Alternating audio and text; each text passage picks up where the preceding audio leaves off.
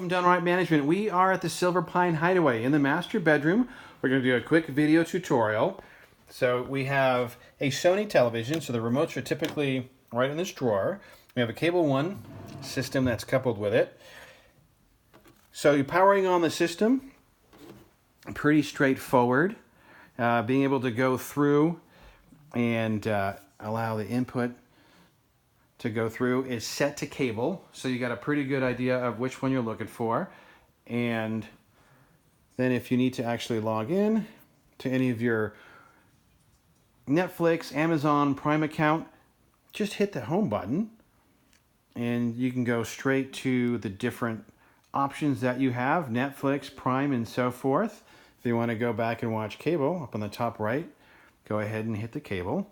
And so I'll just use that right there, and that gives us back on HDMI 1 to cable. So if you have any further questions, need assistance while you're here staying at the Silverpine Hideaway, you can reach out to us at DoneRight Management. The number in the office, it's 208-634-0030. Cheers, and hope you're having a great time while you're here in McCall.